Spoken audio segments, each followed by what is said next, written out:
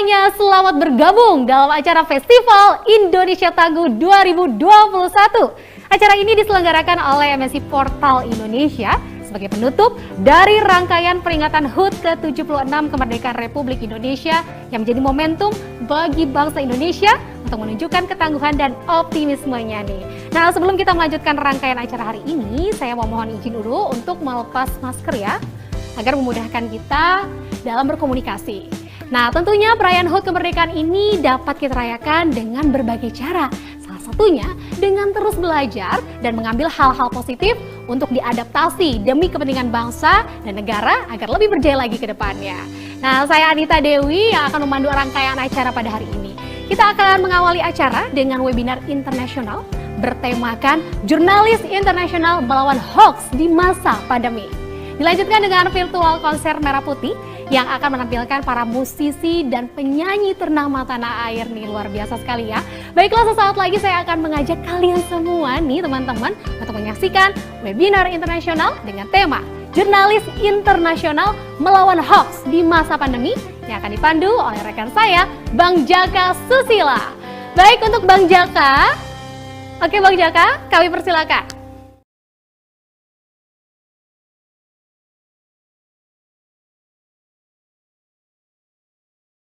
Juga akan melepas masker karena kru di sini juga sudah melaksanakan protokol kesehatan yang ketat dan melalui pemeriksaan COVID-19. Halo semuanya, selamat siang dan selamat datang di webinar internasional dengan tema Jurnalis Internasional Melawan Hoax di Masa Pandemi. Webinar kali ini adalah rangkaian dari Festival Indonesia Tangguh 2021 dalam rangka Hari Ulang Tahun ke-76 Bangsa Indonesia.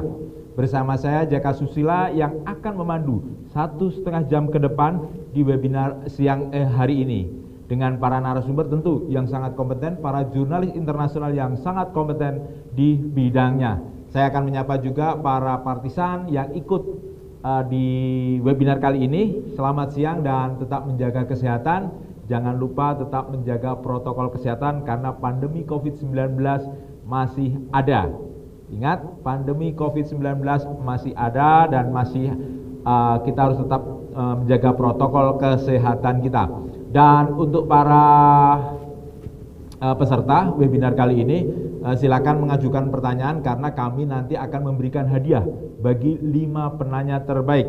Ingat, ada 5 hadiah voucher hotel. Caranya cukup gampang, berikan nama, nomor telepon, dan daerah mana, dan ajukan pertanyaannya seperti apa.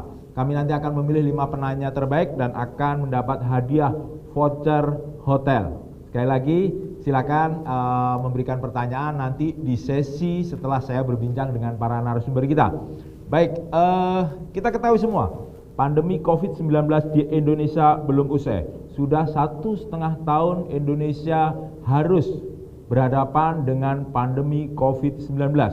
Berbagai persoalan harus dihadapi oleh pemerintah dan pemerintah telah berjibaku untuk mengatasi ini. Persoalan kesehatan, ekonomi menjadi fokus pemerintah agar terbebas dari pandemi COVID-19 ini sehingga kesehatan masyarakat bisa pulih kembali dan tentu ekonomi juga akan pulih kembali. Namun ada satu hal lagi persoalan yang harus dihadapi. Ketika derasnya arus informasi di era digitalisasi sekarang, maraknya hoax di tengah pandemi seolah menambah sakit di Indonesia.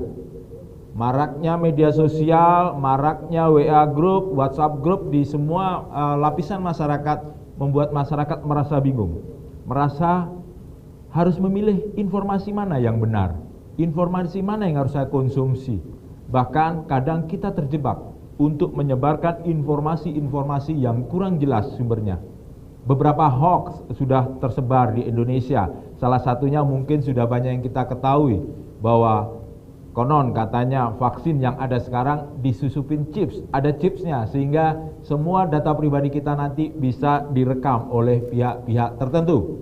Atau bahkan di awal-awal pandemi COVID-19 bahwa COVID-19 ini adalah sebuah konspirasi dan ada kepentingan tertentu. Tentu ini tidak terbukti dan tidak jelas sumbernya seperti apa. Dan hoax seperti inilah yang harus kita hadapi dan bagaimana perannya pemerintah maupun media massa para jurnalis dalam ikut menangkal hoax. Ada 3 narasumber, ada 3 expert, ada para senior saya yang akan membimbing webinar kali ini. Dan perkenalkan, saya Jaka Susila, 1,5 jam ke depan akan memberikan sesuatu yang menarik saya kira untuk kita diskusikan. Pertama, saya akan menyapa 3 narasumber kita. Pertama-tama Bang Krisna Dianta. Selamat siang di Indonesia, selamat pagi di sana, di Swiss ya. Suaranya belum keluar Bang Krisna. Masih di mute atau gimana?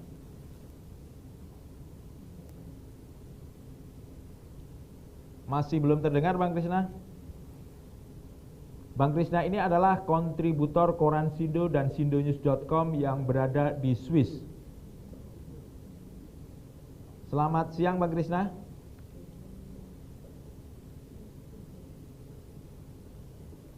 Masih belum terdengar walaupun di video kita tahu Bang Krisna mengucapkan sepatah 2 patah kata ini. Baik, saya sapa dulu yang ada di London. Ini adalah jurnalis BBC senior saya, M. Susilo atau sering saya memanggilnya Mas Ilo. Mas Ilo, apa kabar? Baik, Mas Jaka, apa kabar? Selamat siang dari London yang masih pagi di sini. Masih pagi di London ya Mas Ilo ya? 6 jam di sana. Betul, ya? betul. Baru jam 3.38. Oh. Maaf, jam 7.38. 7.38 ya? Masih pagi. Waktunya sarapan itu Mas Ilo ya di sana? Iya, betul. Yang ketiga adalah satu lagi mahasiswa yang tengah menyelesaikan program S2-nya, Bang Safran Billah, ada di Ankara, Turki, kontributor sindonews.com. Bang Safran, apa kabar? Halo Mas Jaka, alhamdulillah baik. Di sini juga masih pagi. Di sana kalau selisihnya 4 jam ya, Ankara ya Mas Safran ya? Betul, 4 jam. 4 jam 9.38. Ya. Baik, saya akan kembali menyapa Mas Krisna. Mas Krisna, apakah sudah bisa terdengar suaranya? Suara Mas Jaka saya dengar, tapi wah, ini Mas Krisna udah terdengar sekarang ini. Oke. Ya, oke. Mas Krisna ini senior saya yang sering dulu saya dibantu liputan ketika di kawasan Sarinah. Benar ya Mas Krisna ya? Ya, betul. Ya. Kita nggak boleh di Jakarta saya wartawan hiburan. Promosi ya Mas Krisna ya. Baik, Mas Ilo, Mas Krisna, Bang Safran, seperti tema jurnalis melawan hoax di masa pandemi ini, saya pengen tahu selama pandemi ini tugas jurnalis di sana seperti apa sih? Apakah terkendala juga dengan pembatasan yang dilakukan oleh pemerintah di sana? Mas Krisna dulu monggo. Mas Krisna, gimana di sana Mas Krisna? Ya, hampir sama ya, ada protokol kesehatan, kita harus tes dulu, kemudian harus ada sertifikat, sudah mulai diterapkan sejak minggu ini. Dan tentu saja jaga jarak dan masker dan sebagainya, semacam itu. Dan ada pembatasan kuota untuk liputan, tidak seperti dulu yang bisa 100 dan sebagainya. Kenapa? Pembatasan seperti apa kuota? Atau seperti apa itu? Pembatasan tempat, pembatasan orang. Tidak bisa, dulu kan banyak ya, tergantung kursi, sekarang kursinya dikurangi separuh, jadi yang diakreditasi juga separuh. Artinya itu. Jurnalis yang tidak bisa mendapatkan akses di situ, apakah bisa masih menulis informasinya dan mendapatkannya dari mana? Masih bisa. Humas di sini sangat bagus, mereka menyiapkan press conference live dan tentu saja dengan press release yang sangat cepat. Yang begitu misalnya ada press conference, mereka sudah pakai steno dan dalam berapa menit sudah muncul di website yang khusus untuk jurnalis dan kita bisa mengambil dari sumber itu. Kalau kita tidak bisa masuk karena alasan itu. Oke. Tapi sebagian besar kita bisa masuk tetap. Artinya meskipun ada pembatasan, ada akses untuk mendapatkan informasi masih mudah didapatkan, Mas Krisna ya? Masih bisa dengan teknologi itu tadi, dan hampir memang internet sudah menguasai semuanya. Oke. Hanya pada hal tertentu kita tidak boleh merekam tetap karena ada hak cipta dan sebagainya. I see. Ya. Sekarang saya ke Mas Ilo. Mas Ilo, kalau di London seperti apa, Mas Ilo? Pembatasan-pembatasan Ya, itu gimana ini? hampir sama ya, pembatasan. Contoh misalnya turnamen All England di Birmingham Maret lalu itu ya, itu bahkan tidak ada wartawan yang meliput, jadi yang hanya ada di lokasi itu hak cipta yang bisa menyiarkan secara langsung All England. Jadi sama sekali tidak ada wartawan, hanya panitia, kemudian pemain bulu tangkis dan broadcaster. Jadi semua informasi ya dikirim lewat email, lewat press conference online begitu. Kemudian kalau acara-acara di London hampir semuanya online, pakai Zoom. Kebanyakan di wartawan ini kalau tidak siaran misalnya bekerja dari rumah, work from home. Jadi hampir semuanya work from home, melaksanakan semua aktivitas dari rumah, terbatas tapi demi untuk menekan pandemi ya harus dilakukan. Jadi hampir sama situasinya. Kalau mau mungkin interview khusus gitu dengan lebih ketat pejabat ataupun narasumber gimana, Mas Ilo? Tidak ada masalah ya, kita hubungi lewat email, lewat WhatsApp, jalur-jalur komunikasi, kemudian kita setup Zoom, kita setup online recording, semuanya bisa dilakukan. Yang tidak bisa kita ketemu langsung tidak bisa. I see. Kalau WFH memang diterapkan 100% untuk seorang jurnalis ataupun kantor berita media massa di sana gitu, Mas Ilo? Tergantung jenis pekerjaannya. Jika dia harus ke studio untuk acara TV misalnya atau radio, harus ke kantor ya. Dan kantor pun harus cek temperatur, cek antigen dan jaga jarak. Dan sebagai gambaran itu di kantor saya, di lantai saya itu, di blok saya itu dulu sebelum pandemi mungkin ada sekitar 100 orang. Selama pandemi itu mungkin 3 atau 4 orang saja yang masuk. Jadi sangat minimal, hampir semuanya dilakukan di rumah. Seperti itu gambarannya. Oke. Artinya aktivitas harus tetap dijalankan meskipun dengan pendekatan-pendekatan baru ya, wawancara ataupun yang Iya, aktivitasnya sama, tempatnya yang berubah, caranya yang berubah. Mediumnya yang berubah ya. Betul. Mas Safran, kalau di Ankara seperti apa, Mas Safran, di Turki, kondisi di sana? Kalau untuk saat ini Turki sudah masuk normalisasi, Mas Jaka. Jadi tapi sebelumnya beberapa waktu lalu kita masuk semacam PPKM di Turki lah, ada pembatasan. Tapi untuk pekerjaan para pekerja di bidang esensial, termasuk salah satunya jurnalis, itu mendapat semacam dispensasi, sehingga bisa melakukan mobilitas dibandingkan para pekerja yang lainnya, gitu, Mas. Untuk press konferensi di sini melakukan hibrid, jadi ada yang pembatasan offline, kemudian juga disediakan kolom Zoom seperti itu sih. Kalau yang offline gitu harus ada misalnya swab antigen atau seperti apa untuk bisa datang ke press conference secara offline gitu, Mas Safran? Kalau untuk di tempat-tempat tertentu, misalnya di lembaga-lembaga pemerintahan, di istana negara misalnya, dulu kita harus PCR test 1 hari sebelum itu, jadi harus melakukan PCR test baru boleh masuk ke istana negara.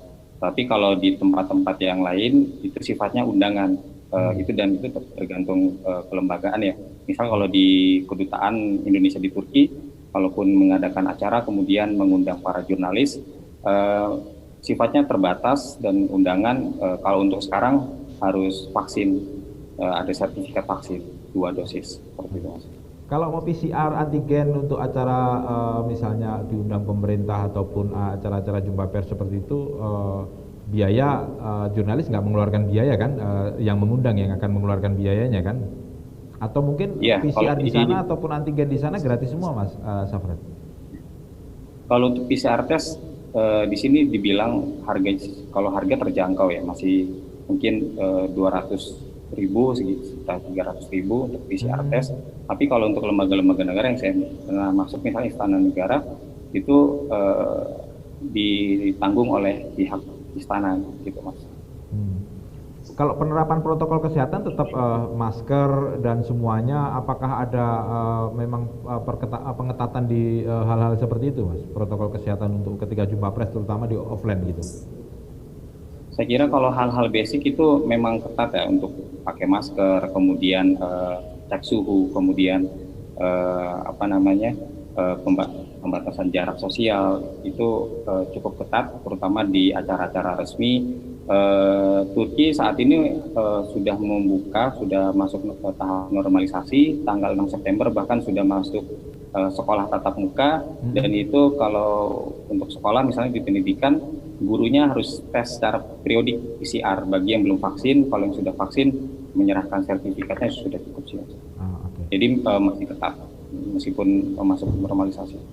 Baik, telah dipaparkan tadi, walaupun ada pembatasan, akses informasi tetap didapatkan walaupun mungkin mediumnya berbeda. Mungkin kalau kondisi Mas Ilo bisa dikatakan WFH, kalau Bang Safran dan Mas Krisna ini karena memang kontributor, dia tidak punya kantor resmi di sana, tentu WFH terus sama Krisna, Mas Bang Safran ya. Kantornya ada di mana-mana ya. Betul Mas. Jadi saya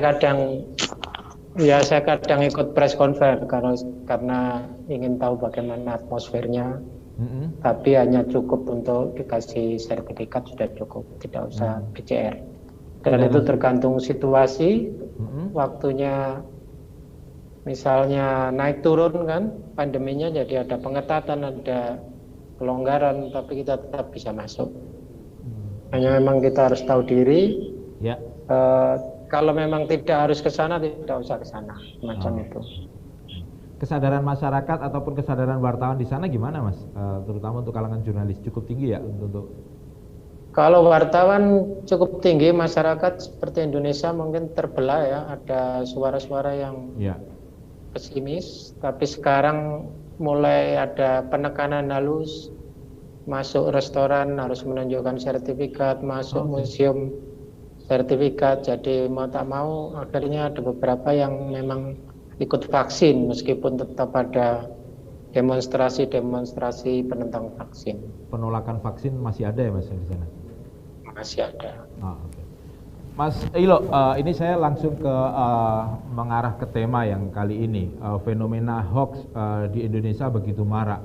Bahkan beberapa waktu lalu bagaimana vaksin yang ada, bahkan penolakan itu karena memang konon disusupin oleh chips dan semuanya untuk memberikan pengumpulan data oleh pihak-pihak tertentu. Bahkan di awal-awal COVID-19 pandemi ketika masuk Indonesia, isu tentang hoax, tentang konspirasi bahwa COVID ini adalah sebuah teori konspirasi dari sebuah negara tertentu, itu juga marak. Hoax di semasa pandemi, gimana di London, Mas Ilo? Seperti apa? Apakah memang juga terjadi hal yang sama di London, Mas? Iya, jadi sebagai gambaran, hoax, disinformasi ini juga marak di Inggris selama pandemi ya.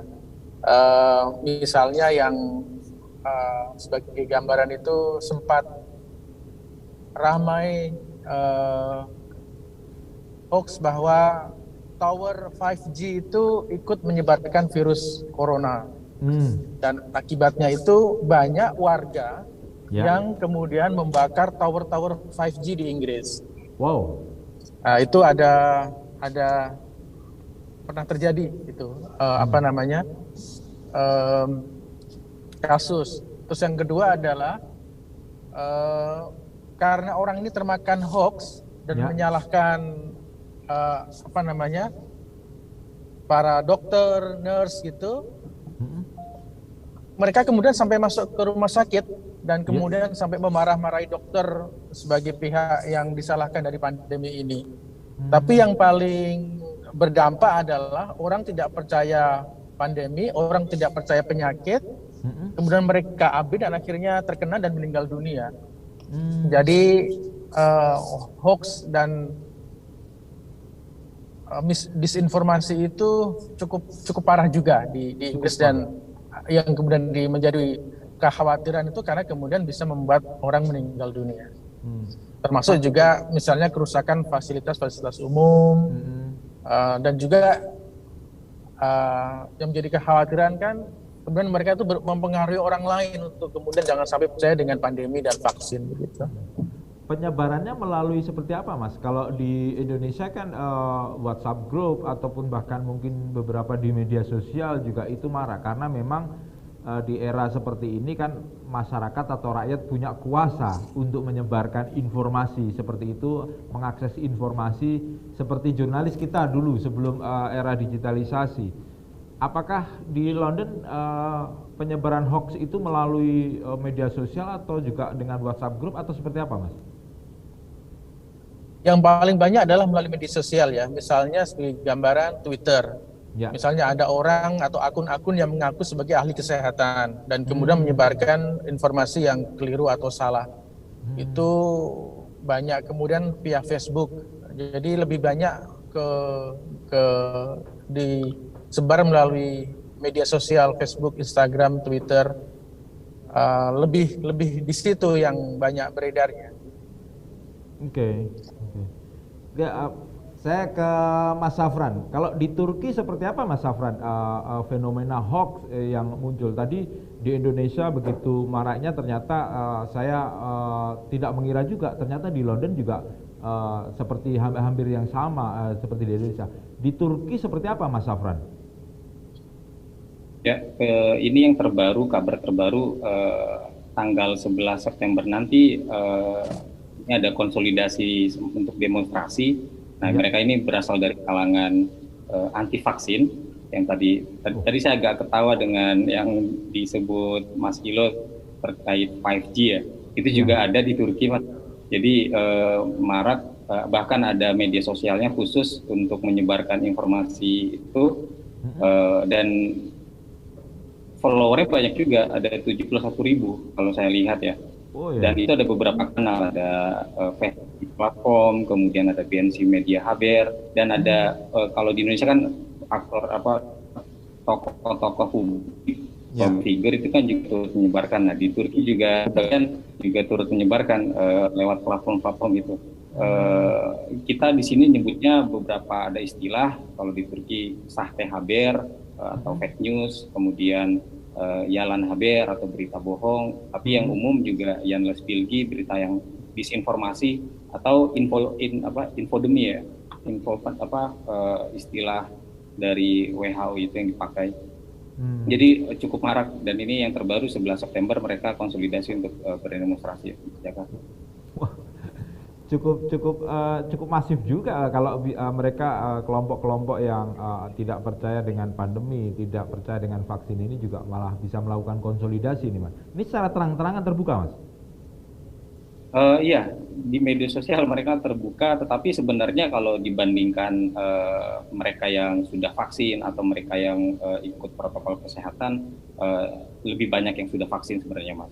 Jadi di sini ini polarisasi politiknya kan cukup tajam. Ya. Jadi juga berkelindan dengan isu polarisasi politik ini, apalagi tahun 2023 nanti ada pemilihan umum ya. Jadi agak berkelindan dengan isu-isu politik. Oke, saya ke Mas Krishna. Kalau di Swiss gimana, Mas, kondisinya? Hoax dan semuanya, apakah juga hal yang sama juga terjadi di Swiss nih, Mas Krishna?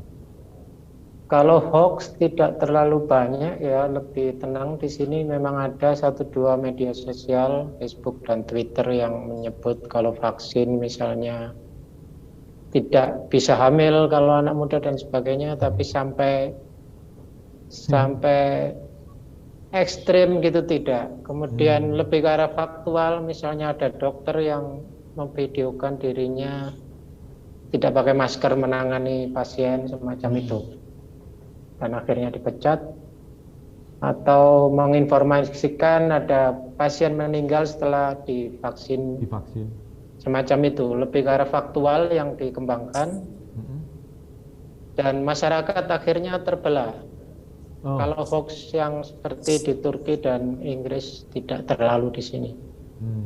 Apa karena memang literasi masyarakat di Swiss itu cukup tinggi, Mas, sehingga untuk mendapatkan informasi mereka bisa memilah ataupun bisa mencerna apakah ini memang informasi yang patut diikutin ataupun harus dipertanyakan dulu atau memang harus disebarkan. Masyarakat sana sudah cukup piawai ataupun cukup cerdas untuk bisa memilah seperti itu, Mas, masyarakat Swiss. Saya kira soal masyarakat kita semua sama, hanya memang tidak ada budaya paparazzi yang mengejar semacam itu, sensasional. Ada tapi sedikit. Dan saya kira lebih ke arah sebelum hoax soal vaksin dan sebagainya,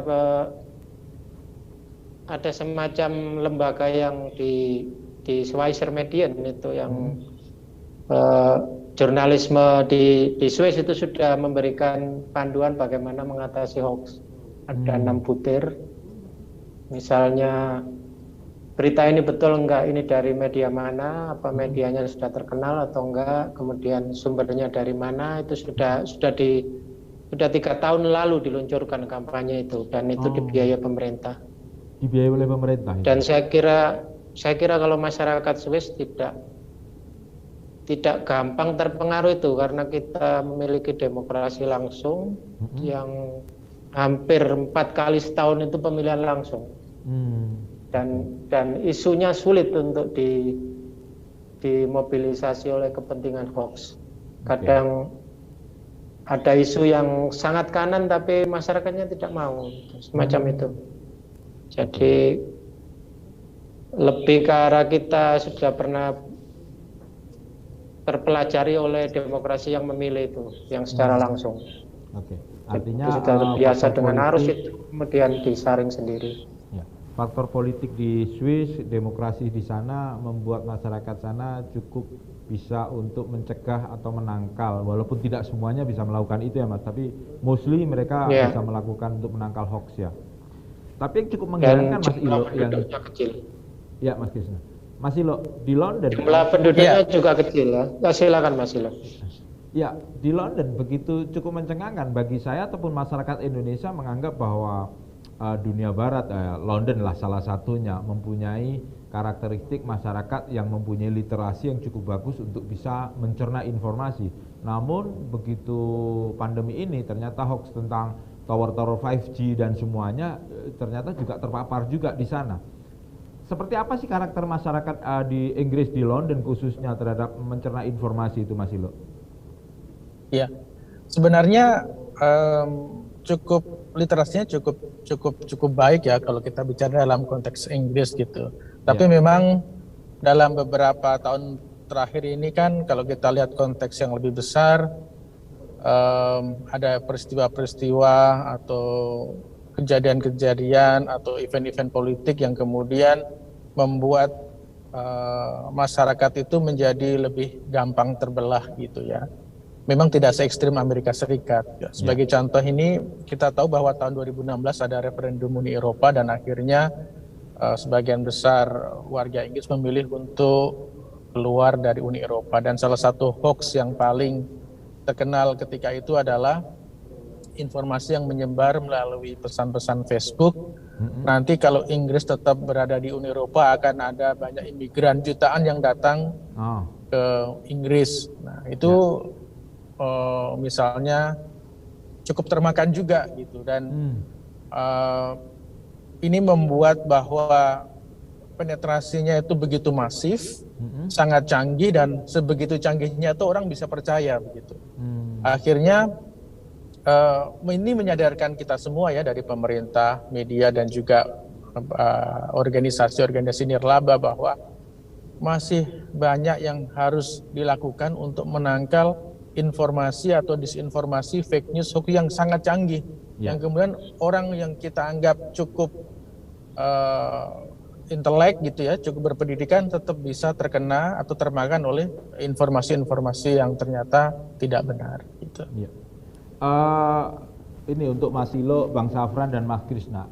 Koran Sindo pernah menulis di headline-nya adalah hoax ternyata tidak hanya karena ketidaksengajaan atau ketidaktahuan, tapi memang kesengajaan. Bahkan ada kepentingan-kepentingan tertentu, bahkan ada kepentingan politik, kepentingan bisnis juga. Bahkan ada yang meng-create hoax tertentu untuk kepentingan dibayar tertentu. Ini seperti apa ya? Kayak ladang bisnis baru menciptakan hoax. Bagaimana fenomena di Indonesia ditemukan seperti itu? Karena untuk kepentingan bisnis, untuk kepentingan politik dan kepentingan yang lain. Di negara sana gimana, Mas Safran, mungkin di Turki apakah memang ada fenomena-fenomena seperti itu? Ya, ini ada lembaga verifikator Mas di Turki namanya Tayyip.org. Ini lembaga otoritatif dan sudah tersertifikasi secara internasional. Mereka melacak memang selama pandemi ini. Jadi di Turki itu ada semacam pola bahwa kapan disinformasi ini bisa suatu waktu turun, tapi sewaktu-waktu bisa naik lagi. Nah, di Turki sebenarnya sebelum pandemi datang itu sempat menurun disinformasi ya. Dan naik itu sebelumnya tahun 2018 ketika pemilu terjadi. Nah, di situ tercatat oleh Tayyip ada banyak akun troll atau akun semacam bot gitu ya, buzzer yang memang sengaja diciptakan dan memang muncul. Nah, kemudian setelah fenomena politik itu selesai, surut kembali, kemudian tahun 2020 di Turki pertama kali ditemukan kasus COVID-19. Nah, dari situ mulai naik lagi, Maret 2020 sampai sekarang, bahkan Tayyip.org itu mencatat kenaikan akun troll dan bot itu naik 150% dalam kurun waktu 2 tahun ini. Jadi mereka menganggap bahwa selain tadi ketidaksadaran atau minimnya literasi atau memang faktor-faktor internal kita, juga ada semacam propaganda yang terorganisir. Karena itu ini semacam menjadi perhatian pemerintah Turki. Menteri Kesehatan Turki Fahrettin Koca karena itu cukup masif untuk menginformasikan terus-menerus setiap hari, setiap waktu, pagi, siang, sore di akun Twitternya, di akun Instagramnya mengenai info pandemi ini supaya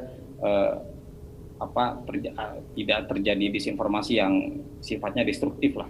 Jadi memang ada semacam tren seperti itu. Dan dalam kalau trennya itu fenomena-fenomena yang semacam pemilu, kemudian sekarang pandemi, dan tadi disinyalir ada motivasi finansial juga, ada motivasi politik. Jadi semacam penumpang gelap lah untuk memanfaatkan ketidakpercayaan terhadap lembaga otoritatif, kemudian menyebarkan hoax dengan motivasi yang bermacam-macam. Saya kira mereka mencatat ada motivasi finansial, motivasi politik, atau hanya ingin terkenal saja, gitu Mas. Oke. Ternyata fenomena itu ada juga.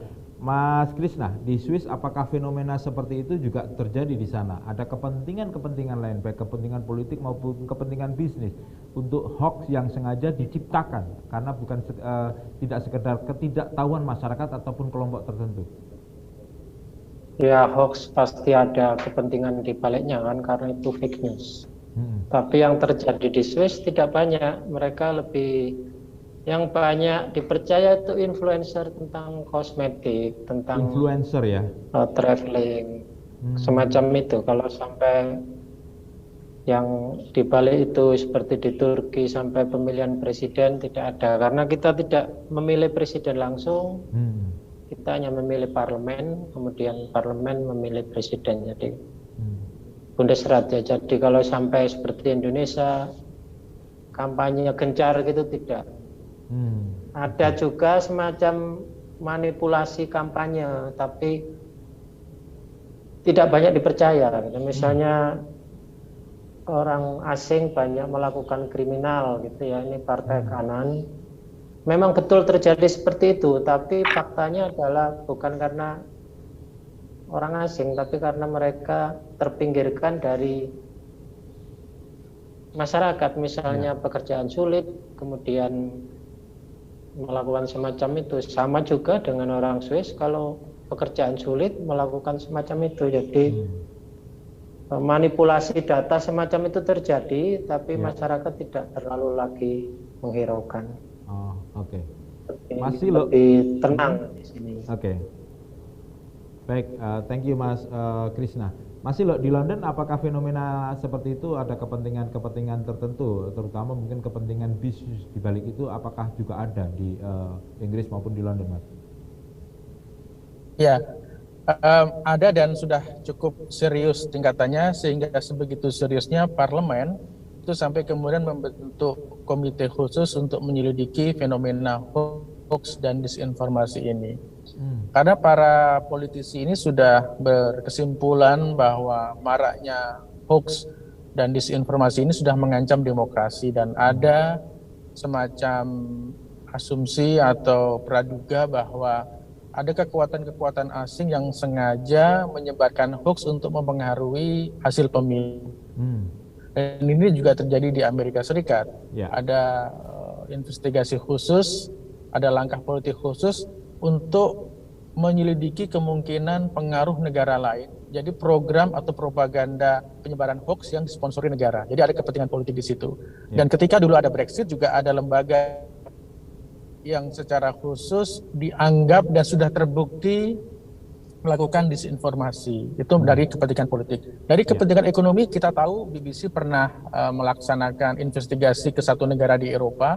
Di satu kota itu ada banyak anak muda yang secara khusus memproduksi hoax. Dan itu motivasinya adalah ekonomi.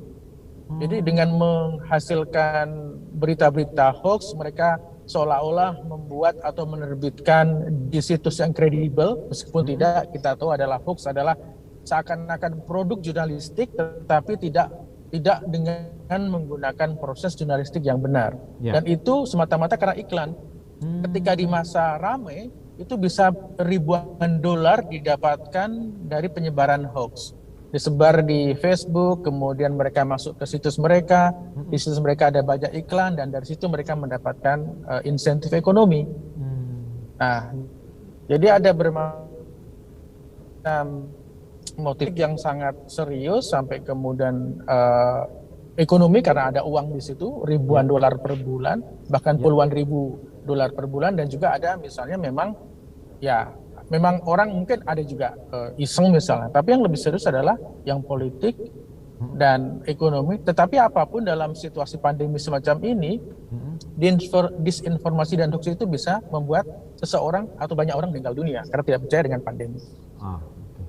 Baik, menarik sekali ulasan-ulasan tadi. Ternyata hoax juga melanda di negara-negara lain, bahkan juga diproduksi dengan motif ekonomi. Bahkan tadi di London ada sekelompok pemuda yang sengaja memproduksi untuk motif ekonomi untuk mendapatkan uang. Sekali lagi saya ingatkan untuk para peserta webinar kali ini untuk silakan bertanya. Nanti ada 5 penanya yang terbaik akan kita mendapat hadiah 5 voucher hotel. Silakan, jangan ragu-ragu, berikan kesempatan. Dan pertanyaan bebas, tidak hanya terkaitan dengan hoax atau apa. Mungkin karir jurnalistik ketiga narasumber kita di sana seperti apa, silahkan. Ketik nama, nomor telepon, daerahnya mana, dan pertanyaannya seperti apa. Baik, saya akan lebih mengerucut lagi tentang bagaimana peran media massa di sana dalam menangkal hoax.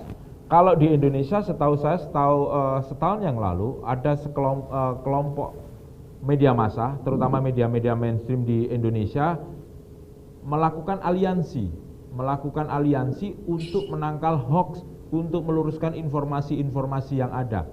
Bagaimana di Inggris, Swiss maupun di Turki?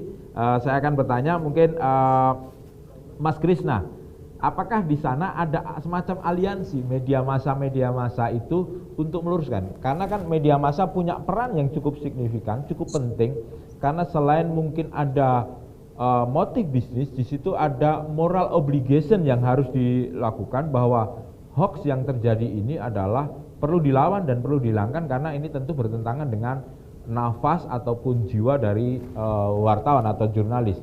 Gimana Mas Krishna di sana? Di Swiss sudah ada kira-kira 2 tahun lalu itu bukan antar media ya, tapi semacam organisasi wartawan yang memberikan 6 butir bagaimana untuk membedakan antara hoax dan yang bukan. Dan salah satunya adalah misalnya apakah berita itu dari media yang sudah dikenal, termasuk dan sebagainya. Kita kan tahu ada istilah mainstream dan tidak. Kedua, ini yang penting, apakah netral beritanya. Kemudian apakah ada pengarangnya? Ya. Dan apakah ada sumbernya? Sumbernya berapa macam? Kemudian yang terakhir adalah dalam bahasa Jerman itu impresium, itu mungkin redaksi ya, semacam itu. Jadi dengan 6 butir itu kemudian dikembalikan lagi ke pembacanya. Bagaimana pembaca mendapatkan petunjuk itu, dan ini dibiayai negara karena memang negara bertanggung jawab juga untuk ada fakta yang tidak fake news gitu loh. Saya kira hampir sama di mana-mana. Sebenarnya masalahnya bukan dari produk yang wartawan hasilkan, karena wartawan kan ada pedomannya. Tapi banyak produk yang dalam istilah kita mungkin bukan dari wartawan, dari YouTube, dari Twitter yang tidak ada cover both side dan sebagainya itu. Sudah lama kita begitu, pokoknya no fake news in Schweizer media. Jadi artinya tidak ada fake news di media Swiss, dan media Swiss memang nggak bisa seperti di Indonesia bikin online 1-2 orang kemudian jalan, karena di sini nggak bisa hidup gitu loh. Karena gaji wartawan baru itu 7.000. Jadi kalau bikin gitu nggak bisa membiayai, ya bangkrut sendiri kan. Jadi memang yang ada adalah mainstream media yang sekarang memang makin memprihatinkan, makin sedikit offline-nya, dan itu yang terus berjuang. Kemudian masalah yang ada adalah saingan dari YouTuber, dari Twitter, dari TikTok dan sebagainya itu, yang kalau tidak hati-hati menyesatkan gitu. Semacam itu. Swiss sudah kampanye 2-3 tahun lalu. Beberapa media massa, Mas Kisan, beberapa media massa kadang menggunakan media sosial sebagai sumber untuk memproduksi sebuah berita, dan yang biasanya yang agak viral ataupun yang agak sedikit berbau sensasi kadang dipakai oleh media massa kita untuk menjadi bahan berita. Tujuannya tentu untuk meraih pembaca, semakin banyak pembaca dan semuanya. Fenomena seperti itu apakah juga dilakukan di Swiss, Mas? Media massa di sana? Tidak terjadi. Media mainstream tidak melakukan itu karena wartawannya juga tidak banyak. Kita juga sering ketemu, jadi malu kalau sampai gitu. Kita akan disebut abal-abal gitu, akan terpinggirkan sendiri, dan biasanya akan tidak diundang lagi. Enggak, kalau misalnya mengambil pernyataan dari akun resmi pemerintahan Swiss misalnya atau dari Presiden Swiss untuk dijadikan quote sebuah berita, apakah itu hal yang lumrah di sana, Mas? Hal yang lumrah, tapi kita harus mencari sumber lain yang independen, minimal 2 orang. Kemudian membedakan antara komentar dan opini dan fakta, dan kemudian ada recheck lagi antara reporter dan redaktur. Dari proses itu kalau sudah itu terlampaui baru bisa dikeluarkan atau diterbitkan. Saya kira sama saja kan. Kalau mengutip dari sumber resmi pasti dikutip, terutama COVID jumlah yang gitu, tapi kita tetap melihat di lapangan juga. Harus ada proses verifikasi dan semuanya sangat ketat. Saya kira sama ya. Mas Safran, di Turki seperti apa, Mas Safran, peran media massa dalam menangkal ataupun mengatasi hoax yang terjadi di sana? Apakah memang ada aliansi atau memang support dari pemerintah di sana untuk hal-hal menangkal hoax seperti ini? Ya, kalau untuk dari medianya sendiri memang ada serikat pekerja media ya, Mas. Tapi isu-isu yang mereka angkat lebih kepada isu-isu ketenagakerjaan daripada hoax ini. Namun kita juga harus paham bahwa ekosistem media di Turki dengan di Indonesia agak berbeda. Karena tadi saya sudah sebutkan bahwa di Turki polarisasi masih cukup tajam. Mungkin sama seperti kalau kita merujuk sejarah kita mungkin sama kepada pengalaman kita sebelumnya yang cukup tajam, termasuk juga medianya. Jadi di sini media-media bisa kita baca lah, oh ini media yang pro dengan pemerintah, oh ini media yang memang cukup tajam ke pemerintah, dan cover both side memang ada, tetapi sangat sangat kecil gitu cover both-nya. Kecenderungan itu ada. Jadi sehingga kalau untuk audiens sendiri, untuk pembaca, jadi perlu yang pembaca cerdas itu membaca informasi dari dua sisi. Dan sebagian juga ada yang harus menggunakan VPN ya untuk mengakses web media itu sendiri. Nah, tapi kalau untuk menangkal hoax, ada semacam, jadi ada media yang pro pemerintah, kemudian ada yang cukup tajam pemerintah, tapi di tengah-tengah itu ada media yang sifatnya reflektif, kemudian kritis juga, dan dia juga menangkal informasi-informasi yang disinformasi yang sifatnya disinformasi yang destruktif. Itu ada, tadi saya sebut ada lembaga verifikator namanya TEIT, kemudian Jurno juga ada, kemudian Dorupai. Jadi ada beberapa media yang memang khusus untuk, kalau TEIT itu sebagai lembaga verifikator. Jadi kemarin ada isu kebakaran hutan di Turki yang cukup masif, beberapa provinsi kebakaran secara bersamaan. Di situ muncul banyak disinformasi terkait gambarnya ternyata palsu.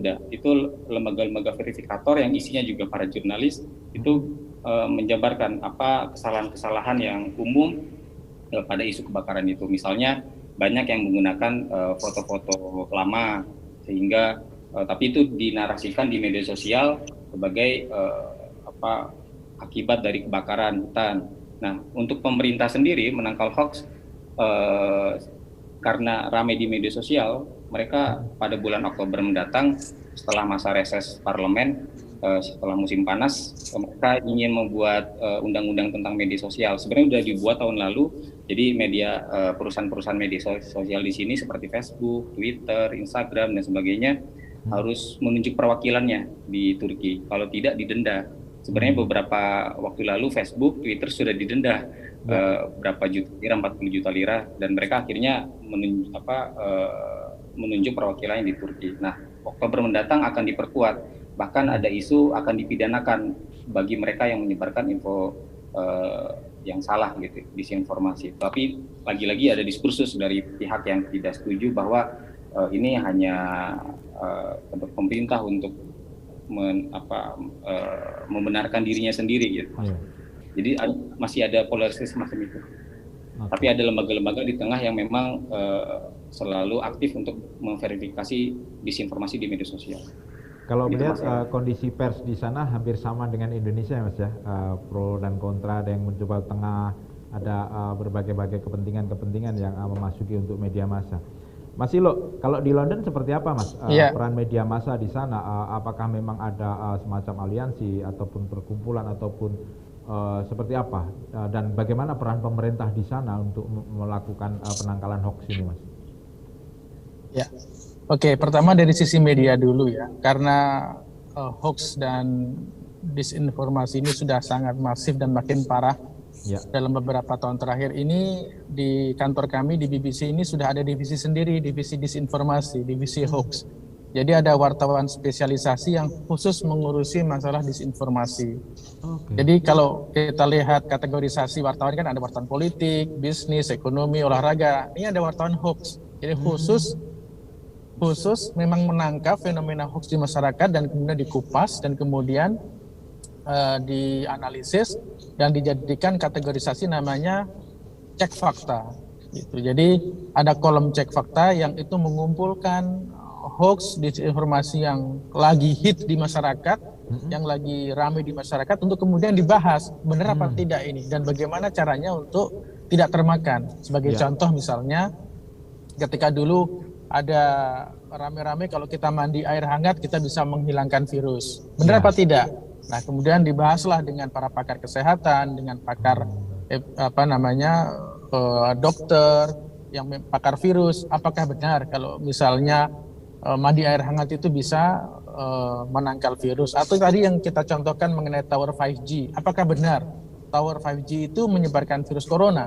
Nah, kemudian dibahas secara mendetail dan kemudian disimpulkan itu semua tidak benar. Dan itu kita terbitkan, kita sampaikan kepada masyarakat. Itu dari sisi media ya. Jadi sudah ada sejak beberapa tahun terakhir ini divisi khusus yang mengurusi masalah disinformasi. Yang kedua dari pemerintah ada skema-skema yang itu meminta perusahaan media sosial, perusahaan media untuk lebih aktif lagi, ada tim khusus yang verifikator dan berbagai upaya untuk menangkal hoax, termasuk juga dari Twitter, Facebook.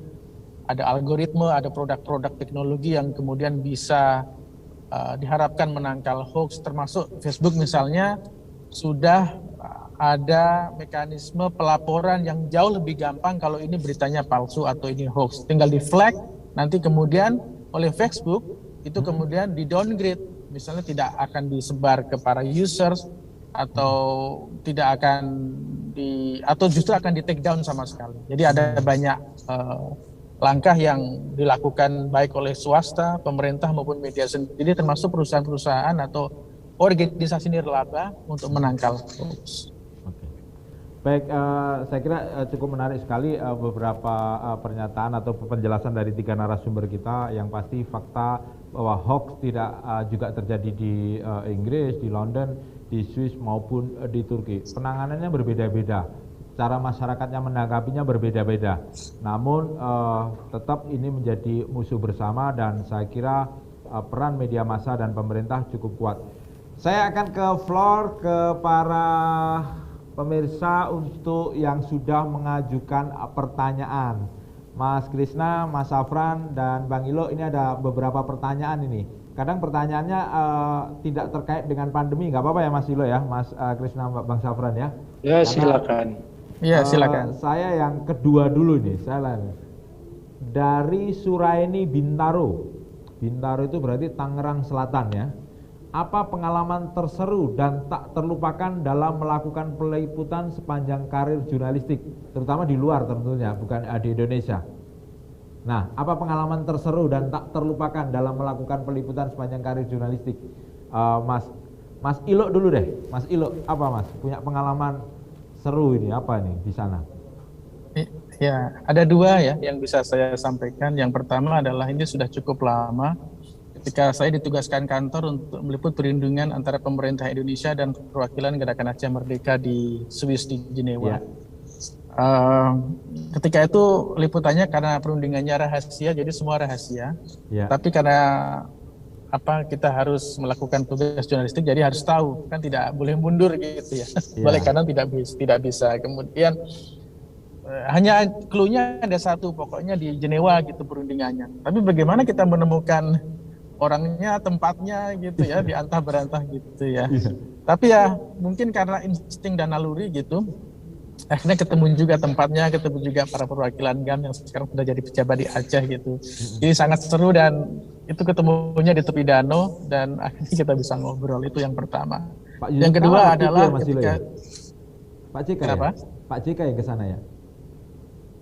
Ketika itu rombongannya bukan rombongannya Pak JK, jadi ada rombongan tim rahasia dari pemerintah yang datang ke sana. Gitu. Tidak bisa saya ungkap namanya. Yang kedua adalah liputan investigasi ke Afrika yang untuk membongkar jaringan perdagangan spesies simpanse ya, yang itu juga seru karena harus kerjasama dengan Interpol, harus kucing-kucingan dan harus menyaru menjadi pembeli dari Indonesia gitu. Akhirnya bisa kita bongkar.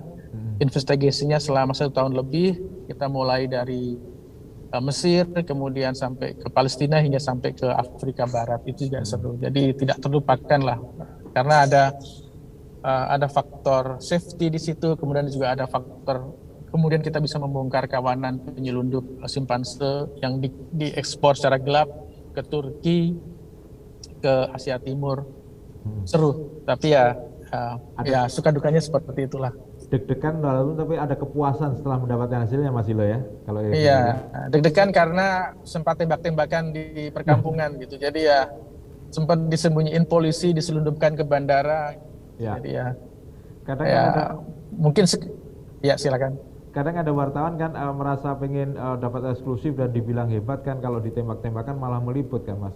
Saya pernah bercerita kalau ingat, peluru itu tidak bisa membedakan wartawan dan bukan. Masuk kalau lihat wartawan pelurunya akan belok, nggak mungkin ketembak kamu mati ya gitu. Makanya main aman yang bikin saya tenang ketika Iya, yang bikin saya tenang ketika itu selama beberapa kali kita masuk ke ketemu mereka itu karena saya mendapatkan pengawalan dari mantan Kopassusnya Inggris gitu. Jadi saya tenang gitu. Saya mendapatkan satu bodyguard khusus yang dia memastikan kami dan tim itu tidak ada insiden-insiden yang mengancam keselamatan begitulah. Jadi saya punya bodyguard khusus yang saya kenal sebagai sekretaris saya gitu. Saya menyaru sebagai pengusaha dari Indonesia. Oke Mas Ilo, Mas Krisna punya pengalaman seru apa selama meliput di Swiss Mas? Mungkin saya tidak seseram Mas Ilo ya, karena liputan saya lebih ke olahraga. Saya pernah meliput atau melacak rumah-rumah di Gestad. Gestad itu tempat orang kaya, salah satunya Madonna, kemudian Pink, di mana mereka makan, di mana bagaimana rumahnya, liburannya dan sebagainya. Saat itu musim dingin, jadi saya harus main ski juga ke tempat itu. Karena belum begitu bisa, ketika saya mau mengerem saya nggak bisa. Saya terpaksa memegang pantat orang, saya tabrak. Saya malu, dia juga diam malu orang itu. Itu satu, lebih ke arah lucu ya, karena ski kan sulit. Kemudian di Paris Open saya sedang nonton pertandingan petenis Belgia. Saya sedang ngobrol sama sesama penonton di tribun wartawan. Ternyata itu adalah Kim Clijsters dan Justin Henan yang saya nggak tahu sebelumnya. Dia pakai topi dan kacamata yang itu baru ketika di luar lapangan saya tahu, tapi saat itu saya tidak banyak ngobrol lagi. Semacam itu kesempatan yang kita tidak bisa ulangi lagi. Tapi yang memang waktu main ski itu yang di mana rumah Madonna saya kan harus pakai ski ke sana. Nah ketika nggak bisa ngerem ya saya tabrak orang, saya pegang pantatnya, itu aja. Yang seru-seru kayak Bang Ilo, tidak yang seram-seram. Silakan yang lain. Mempertemukan orang Indo yang terpisah dari bayinya waktu itu gimana Mas ceritanya Mas? Yang mana itu? Yang mempertemukan orang Indonesia yang terpisah sejak bayi ya, kalau bayi dari Jakarta. Ya itu kan lebih saya kirim ke Jakarta. Saya hanya ketemu di sini ya. Itu teman Jakarta yang lebih tahu saya kira. Yang sekarang anaknya memang menyesal ketemu. Gitu. Macam itu lebih ke arah kisah sedih. Ya. Mas Safran, ada pengalaman seru dan lucu nggak di sana Mas ketika meliput di Turki Mas? Mungkin saya juga agak berbeda dengan Mas Krisna dengan Mas Ilo ya, karena di sini kan status saya juga sebagai mahasiswa, jadi kasihkan ada nuansa kemahasiswanya juga. Di samping studi, saya juga membantu perwakilan Indonesia di sini untuk monitoring media, Mas. Jadi sebagai mahasiswa itu kasihkan tersendiri ya. Jadi mengetahui Turki lebih landscape politik, sosial, ekonomi Turki itu membuat saya sebagai mahasiswa itu sesuatu kasihkan sendiri ya. Bagaimana ternyata ada kasus-kasus penyelundupan narkotika. Kemarin Turki ramai dengan isu mafia bos yang dulunya partner Presiden Recep Tayyip Erdogan. Kemudian sekarang dia menjadi pelarian di Qatar atau Uni Emirat Arab ya kalau tidak salah. Dia melakukan semacam video di YouTube berkali-kali. Mengikuti isu-isu seperti itu menurut saya suatu hal yang kasihkan tersendiri buat saya sebagai mahasiswa, lebih mengetahui secara lebih dalam tentang landscape sosial politik di Turki. Kalau untuk di Sindo kemarin tahun lalu liputan isu Hagia Sophia itu menurut saya juga suatu pengalaman yang menarik di tengah-tengah pandemi. Kemudian pemerintah Turki mengkonversi Hagia Sophia dari museum kemudian jadi masjid. Dan sebenarnya lebih kerasa takut ya karena berkerumun orang, ribuan orang berkerumun di sana di situasi pandemi lagi naik-naiknya bulan Juli saat itu. Tapi kasihkan tersendiri bagaimana menjaga protokol kesehatan, bagaimana berkomunikasi dengan orang-orang di sekitar di masa pandemi, berkerumun seperti itu. Saya juga melihat bagaimana ternyata antusiasme masyarakat Turki terhadap konferensi Hagia Sophia ke masjid itu menjadi suatu hal yang dinanti-nantikan oleh banyak masyarakat Turki, sampai tidur bermalam saya melihat sendiri langsung bermalam di taman-taman. Musim panas saat itu sih nggak ada masalah kedinginan, di halte dari pagi. Saya berangkat dari rumah itu jam 5, itu termasuk pagi ya kalau untuk ukuran sini. Di sana kemudian lihat blokade polisi yang begitu banyak, itu juga suatu kasihkan sendiri. Dan sholat Jumat pertama saat Hagia Sophia pertama kali dibuka itu juga suatu pengalaman yang menurut saya jadi pengalaman tersendiri lah, khusus buat saya diceritakan nanti. Gitu Mas. Baik. Ya, pertanyaan berikutnya dari yang pertama tadi Mas, dari Mas Diki Permana Cibubur. Apa tantangan terberat melakukan liputan saat pandemi di negara masing-masing? Apa tantangan? Tadi mungkin sudah dijelaskan, mungkin apa tantangan terberat ketika melakukan tugas jurnalistik di masa pandemi ini? Mas Ilo, monggo Mas Ilo. Ya, banyak tantangannya ya, dan tentunya karena saya ini kerja di perusahaan yang multimedia, multiplatform gitu, lebih ke koneksi. Misalnya kalau di kantor kita itu kan istilahnya WS gitu. Kalau di rumah kadang-kadang frustrasi, susah sinyal segala macam. Jadi dari segi teknologi juga ada kendala, dan juga kita tidak bisa ketemu orang secara langsung, narasumber. Kalau kita lihat liputan olahraga sebagai gambarannya, kita ini kan ketika kita wawancara untuk atlet ini, kita sebisa mungkin habis bertanding gitu ya, masih keringetan, euforianya masih di sana. Kalaupun kalah, kalau menang, kita bisa menangkap sesuatu. Hal-hal yang tidak bisa kita lakukan atau kita tangkap ketika pakai Zoom, atau wawancara telepon. Itu ya, jadi, dan itu beda kita kalau kita langsung ke lapangan, di pinggir lapangan, beda sekali kita di tengah-tengah tribun sama dengan kita di rumah di kamar, kemudian kita lihat Zoom atau YouTube, beda sekali. Tulisan kita atau karya kita akan jadi lebih kering karena kita tidak bisa menangkap suasana. Mungkin itu sekedar satu dari sekian banyak hal yang berbeda dari masa normal dan masa pandemi. Nggak bisa bikin, nggak ada color newsnya ya istilahnya ya Mas ya, gambaran-gambaran. Betul. Iya. Dan itu kan kadang-kadang hal yang tidak bisa kita dapatkan. Maksudnya kita harus di sana, kita harus di lokasi. Itu kekuatan reportase. Betul. Mendeskripsikan secara detail dan sehingga mendapatkan color news yang bagus. Dan kadang-kadang kan ada hal-hal yang di luar kejadian inti yang kadang-kadang menarik, yang tidak bisa kita dapatkan gitulah. Hal-hal kecil yang mungkin misalnya dalam satu pertandingan itu dia berapa kali putus raket, dia berapa ganti mengelap dengan handuknya dan terjatuh misalnya, yang tidak bisa kita dapatkan kalau kita hanya mantengin YouTube gitu, karena itu tidak terekam kamera. Itu dulu ketika saya menjadi wartawan itu malah justru harus dikejar. Misalnya berapa kali itu waktu sidang dia ngelap keringat, berapa kali kakinya bergerak ke bentuk jegang istilahnya waktu itu itu seperti apa, itu suruh ngitung waktu itu Mas. Saya dulu waktu itu kamu harus detail seperti itu. Itu memang, sekarang mungkin kita nggak bisa karena kita harus kadang memantaunya lewat medium-medium lain. Mas Krisna, apa tantangannya nih Mas Krisna selama pandemi ini dalam membuat karya-karya jurnalistik? Mungkin sama ya, tapi saya lebih menekankan apa yang namanya karakter Swiss. Orang Swiss itu cenderung tertutup, bukan karena tidak mau, tapi memang takut atau tidak pasti. Dan saya sering, narasumber saya orang tua, saya sedang menulis tentang orang-orang di panti jompo dan sebagainya. Nah, ketika sumbernya setuju, keluarganya nggak setuju, saya jadi nggak bisa menaikkan, dan semuanya harus tertulis, tanda tangan dan sebagainya untuk menjaga yang namanya data pribadi. Itu yang sulit kita. Dan tentu saja kalau orang tua kita nggak bisa datang langsung karena pandemi, saya juga tahu diri, dan untuk Zoom mereka kesulitan, lebih ke arah teknis gitu.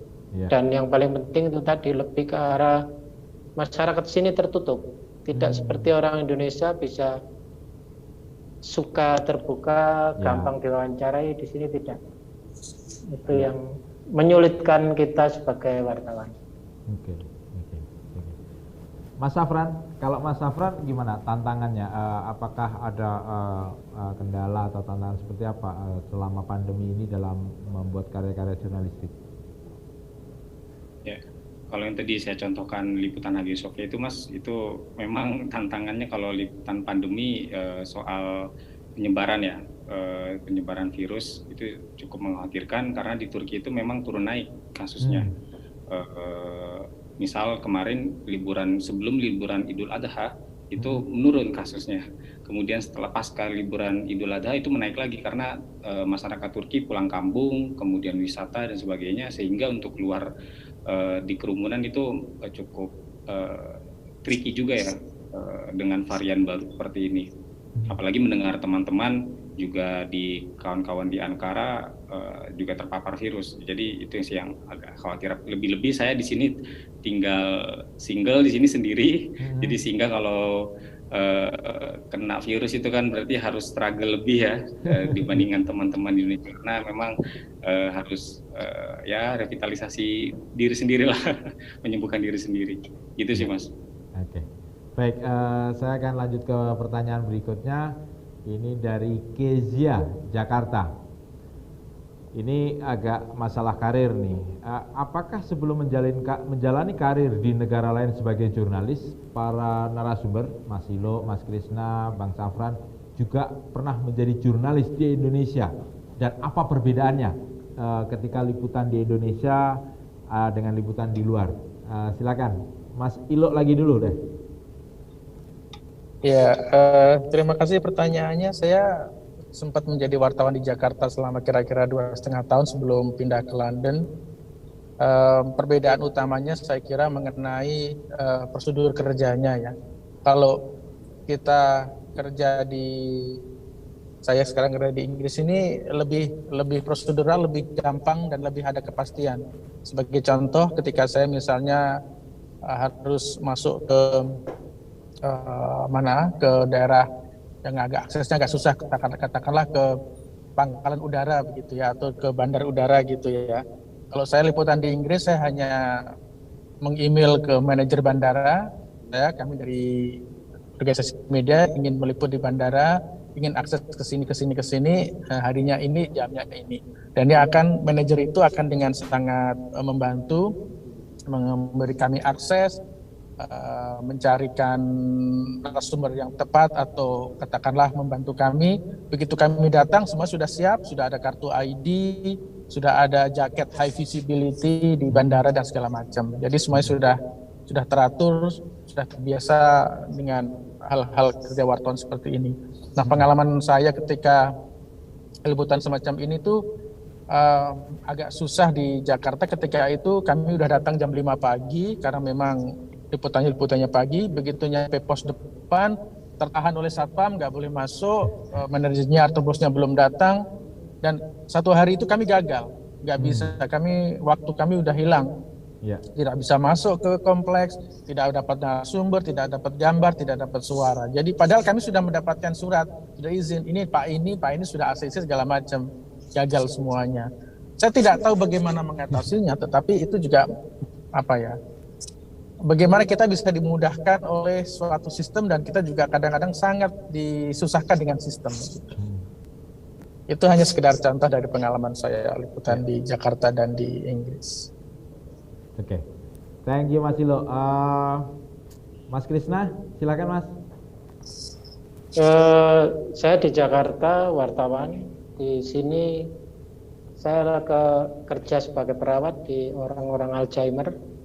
Demensia, dan waktu berikutnya adalah untuk wartawan. Jadi lain dengan Mas Ilo ya, yang 100% untuk jadi wartawan.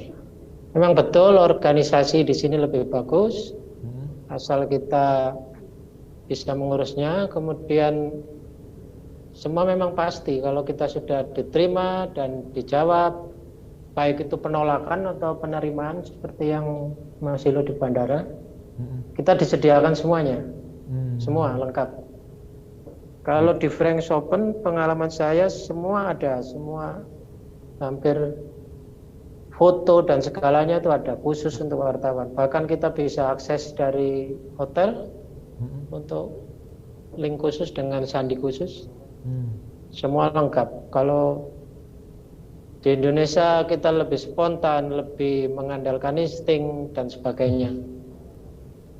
Kecuali kalau kita memang mau paparazzi yang ingin menemui orang yang tidak kita janjikan, itu lain. Hampir sama dengan Indonesia. Ya, oke. Saya kira itu. Ya, thank you Mas Krisna. Mas Safran, silakan Mas.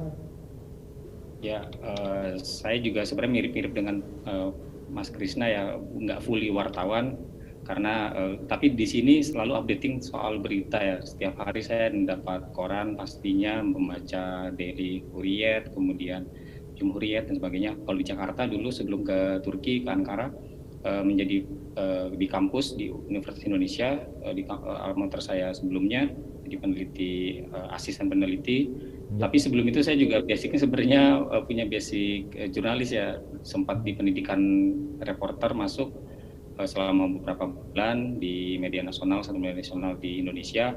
Tapi juga dulu di kampus jadi pemimpin umum pers kampus Mas, jadi basicnya sangat jurnalistik lah. Ya. Tapi nggak fully wartawan seperti Mas Ilo atau Mas Krisna. Ya. Gitu Mas. Baik, ini pertanyaan keempat, hampir sama dengan pertanyaan tadi yang pertama berkaitan dengan hoax. Di Indonesia pengaruh sosial media dan WhatsApp group sangat berpengaruh dalam penyebaran hoax. Bagaimana peran media di sana dalam menangkal penyebaran hoax di negara masing-masing? Mas Safran langsung aja deh. Mas Safran, monggo. Kalau terkait penanganan hoax, kalau pendekatannya lewat media-media, di setiap media sebenarnya ada semacam Mas Ilo ya, yang dijelaskan ada cek fakta, ya. Tapi tidak masif, tidak semasif di Inggris mungkin atau di Indonesia. Namun media khusus untuk lembaga verifikator di sini cukup jadi rujukan. Tadi saya sebut TI, kemudian Dorpai, kemudian ada Jurno. Jadi peran para jurnalis di situ keterlibatan untuk melawan hoax ya. Jadi pendekatannya selain pendidikan semacam ini, semacam diskusi, webinar terkait info pandemi ini ya, begitu sih Mas. Tapi kalau pemerintahan, pendekatan pemerintahan, parlemen itu mereka lagi menyiapkan penguatan tentang undang-undang media sosial di situ Mas. Oke. Mas Ilo, pertanyaan itu Mas hampir sama Mas, bagaimana peran media massa di sana Mas untuk menangkal penyebaran hoax? Ya, yang paling gampang, yang paling kasat mata adalah ya menangkap hoax yang paling ramai di masyarakat, yang lagi banyak dibahas dan kemudian dikupas, dan apakah ini benar apa tidak, ya, cek fakta itu yang paling sering ya. Tetapi yang juga kita cermati juga selain media mainstream, juga media sosial itu juga tidak kalah pentingnya, karena medium penyebarannya kan ada di sana, dan kita semua sudah tahu kalau kita misalnya di Instagram itu, kalau kita posting tentang COVID, maka kemudian di bawahnya itu ada keterangan khusus, keterangan lebih lanjut dan informasi terkini soal COVID silakan hubungi atau cek di situs ini begitu. Itu satu. Yang kedua, kalau kita ke Twitter misalnya, kalau kita mau posting atau sharing link, dia akan nanya, Anda sudah baca ini belum? Apakah Anda yakin akan men-share-nya? Gitu. Jadi itu juga di Twitter. Kalau udah ternyata kita sampai lolos dan kemudian sampai ramai dan keliru, biasanya kan akan dihapus.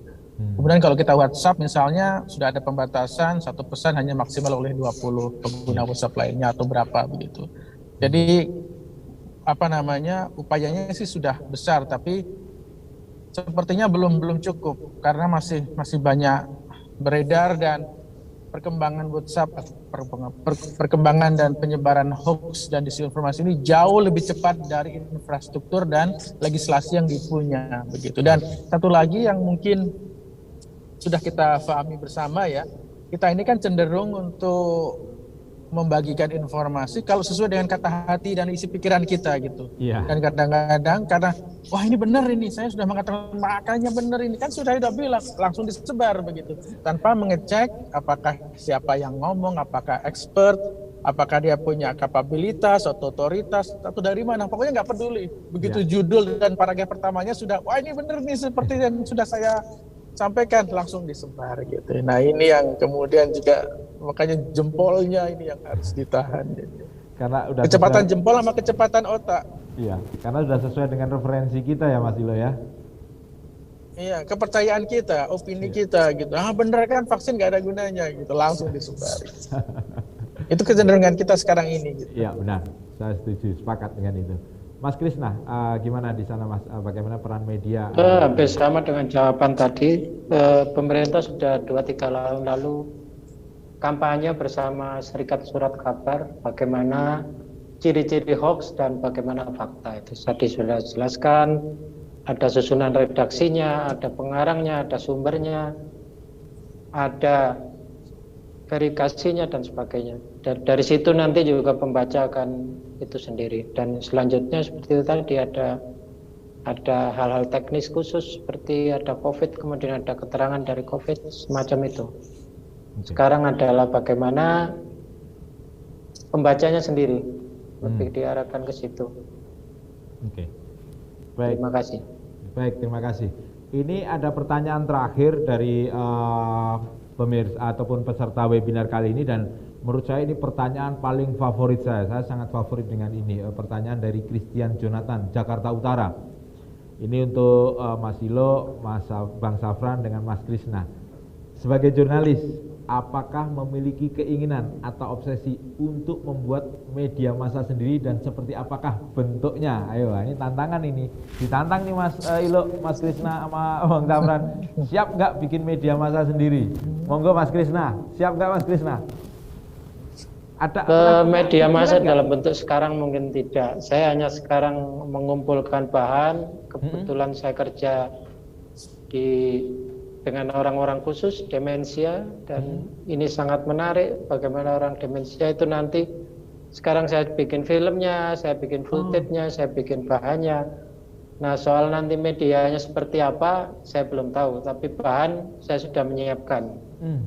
Wah, ini menarik sekali Mas. Ini mahal ya, Mas. Bagaimana orang-orang Swiss bunuh diri yang dilindungi, yang memang mau disuntik mati dan sebagainya.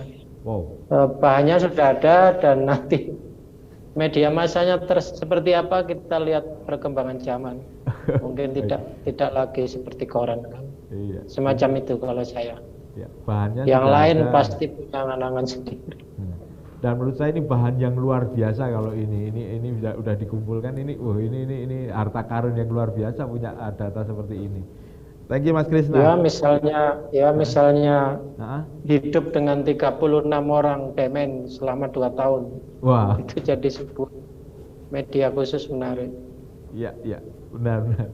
Silakan yang lain. Ya. Mas Safran, ada keinginan nggak ataupun punya obsesi besok untuk bikin media massa sendiri ataupun apa? Untuk sementara sekarang belum sih Mas, tapi belum, ya? Sebelumnya sudah beberapa kali mencoba dengan teman-teman ya di Jakarta buat semacam platform. Dulu kita buat platform soal cultural teknologi, bagaimana budaya bertemu dengan teknologi seperti apa. Beberapa kali kita sudah pernah mencoba, namun karena ya satu lain hal akhirnya punya fokus masing-masing. Untuk sekarang belum Mas, tapi ada ketertarikan tetap kepada kajian media tertarik. Seperti itu Mas jawabannya. Siap Mas Safran. Bang Ilo, kalau Bang Ilo kayaknya ada nih keinginannya. Iya, kalau kita mau jujur sih lanskap industri media itu sudah sangat berubah dalam 10 tahun terakhir ya. Benar. Artinya kita tidak bisa berpikir atau menerapkan bisnis strategi seperti yang terjadi 10 atau 15 tahun yang lalu ya. Sekarang sudah ada demokratisasi informasi, semua orang bisa menyebarkan media, semua orang bisa menjadi kreator, semua orang bisa masuk YouTube, segala macam ya. Ini lapangannya sangat brutal, sangat liar dan unpredictable gitu, susah diperkirakan. Saya terus terang tidak bisa seperti apa masa depan perusahaan media gitu ya. Maksudnya sekarang udah begitu terbuka, informasi bisa diakses kapan saja, di mana saja, oleh siapa saja gitu. Jadi saya terus terang tidak punya semacam istilahnya apa kira-kira dalam 5 tahun ke depan ini. Saya susah sekali untuk menganalisis dan kemudian mendapatkan jawaban yang fix gitu. Ya, kita tunggu dan kita lihat saja bagaimana perkembangannya. Tapi yang jelas akan sangat unpredictable dan sangat disruptif gitu. Ya, benar. Gitu. Jadi saya tidak bisa memberikan jawaban yang pasti, Mas Jaka. Ya.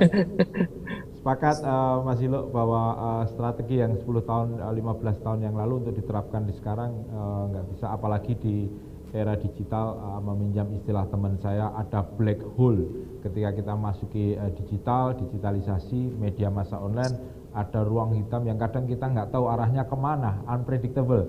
Dan benar, saya setuju dengan diksi brutal ini, memang itu kayak perang terbuka. itu memang saya rasakan di Indonesia juga seperti itu. Namun memang media massa selain sebagai institusi bisnis, saya selalu menekankan ini kepada teman-teman, juga punya institusi sosial, sebagai institusi sosial punya moral obligation, terutama dalam penanganan hoax dan disinformasi yang ada di masyarakat. Kita harus bisa mempunyai peran penting, mengambil peran utama sebagai media massa, meluruskan, justru malah ikut membengkokkan sebuah informasi. Itu yang menjadi concern saya juga di MNC Portal Indonesia, dan semoga ini bisa bermanfaat untuk masyarakat luas. Itu tadi 5 penanya terbaik yang beruntung dan akan mendapatkan 5 voucher dari kami, dari MNC Portal. Selamat dan manfaatkan, nanti dihubungin panitia dulu, tapi jangan dipakai dulu, biar dapat vouchernya dulu baru dipakai gitu ya. Nanti dihubungi oleh pihak panitia dan akan mendapat voucher hotel. Terima kasih buat para penanya, keren-keren, terutama Mas Christian tadi ya. Kok nggak nanya ke saya, moderatornya bikin media nggak? Saya jawab, saya juga nggak tahu, bingung. Mau sekarang itu begitu luar biasa seperti dikatakan Mas Ilo. Namun saya sangat salut kepada Mas Krishna sudah mengumpulkan itu. Bagi saya itu, ini harta karun, ini harus ini kalau dibikin sesuatu menarik. Belum tahu Mas Krishna mau dibikin film atau apa.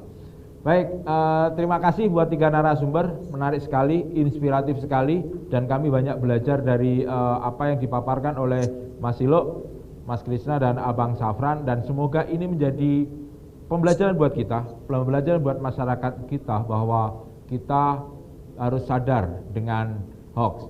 Kalau menyitir dari buku Blur yang ditulis oleh Bill Kovac dan John Rosenthal, Blur, bagaimana mengetahui kebenaran di era banjir informasi seperti ini, bahwa tantangan kita sebagai warga saat ini, karena mempunyai kekuasaan seperti dikatakan Mas Ilo tadi, adalah memahami dan belajar, karena porsi kekuasaan lebih banyak diberikan kepada diri kita.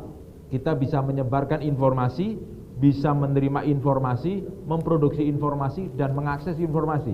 Maksud kekuasaan itu seperti itu. Nah, bagaimana menggunakan kekuasaan itu dan tak disia-siakan oleh kita semua.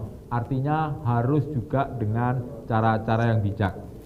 Baik, terima kasih sekali lagi buat Mas Krishna, Mas Ilo, dan Bang Safran untuk kehadirannya di webinar ini. Semoga bermanfaat, dan jangan jemu-jemu kalau nanti MNC Portal Indonesia mengundang mas-mas dan abang-abang sekalian.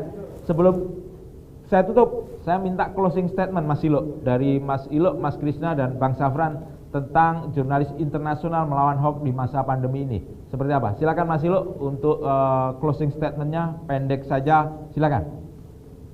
Ya, dari saya pendek saja, singkat saja seperti pesan sponsor tadi. Di era banjir informasi seperti ini, kita harus skeptis, cek dan recheck. Ya. Jangan terima begitu saja meskipun sesuai dengan kata hati atau pikiran kita. Ya, baik. Terima kasih Mas Ilo. Skeptical knowing istilahnya, untuk bisa memverifikasi sebuah informasi. Mas Krishna, silakan untuk closing statementnya Mas Krishna. Dari saya sama saja, jangan terlalu percaya apa yang ada di media sekarang, lihat dulu dan baru pelajari dan semacam itu. Skeptis sebenarnya bahasa Indonesia Inggrisnya. Ya. Silakan yang lain. Silakan Mas Safran berikutnya, monggo Mas Safran. Ya, kalau saya untuk memerangi pandemi ini, pendekatan selain tingkatkan literasi itu yang sekarang hanya kayaknya terus sekilas sebagai slogan aja, pendidikan kayak gini nih, Sindonews membuat webinar, diskusi, itu penting banget. Mungkin teman-teman di luar sana bisa juga buat acara-acara serupa untuk meningkatkan kesadaran literasi teman-teman yang lain. Thank you, Mas. Baik, terima kasih sekali Mas Safran untuk closing statementnya. Bisa saya simpulkan bahwa hoax tidak hanya masifnya hoax tidak hanya terjadi di Indonesia, di luar negeri pun juga terjadi. Hanya yang beda adalah jenis hoax yang disebarkan. Kalau di Inggris tadi tentang bagaimana tower 5G, di Turki tentang vaksin yang dipercaya atau tidak, begitupun juga di Swiss hoax itu ada. Namun bagaimana cara menanganinya, tentu media massa mempunyai peran, pemerintah mempunyai peran, dan kita semua sebagai masyarakat harus sadar, harus pinter-pinter melakukan istilahnya berpikir skeptis seperti yang dilakukan oleh wartawan, karena masyarakat kalian semua adalah sekarang pemegang kekuasaan informasi di tanah air. Berpikir skeptis, skeptis, dan skeptis. Teliti dalam mengolah kebenaran, teliti narasumbernya, teliti medianya, apakah itu patut disebarkan atau tidak. Terima kasih sekali telah mengikuti rangkaian webinar kali ini, jurnalis internasional melawan hoax di masa pandemi. Namun saya juga mengucapkan terima kasih untuk para sponsor kita dalam acara ini, Waringin Hospitality Group, ICI, KB Bukopin, Bank BNI, dan juga didukung oleh Viradio dan MNC Trijaya. Sekali lagi terima kasih banyak kepada para pemirsa yang hadir di webinar dan juga menyaksikan di YouTube sindonews.com, sudah hadir di sini di siang hari ini. Jangan beranjak kemana-mana, karena setelah ini akan ada konser merah putih dalam rangkaian HUT Hari Ulang Tahun ke-76 Bangsa Indonesia. Saya menyebutnya Hari Ulang Tahun Indonesia Bangsa Indonesia, dan ini merupakan rangkaian dari kegiatan kami. Rangkaian webinar ini adalah rangkaian dari kami dari MNC Portal Indonesia, daerah tangguh, daerah tumbuh. Dan sekali lagi terima kasih. Untuk acara berikutnya akan dipandu oleh Anita Dewi. Terima kasih. Wassalamualaikum warahmatullahi wabarakatuh.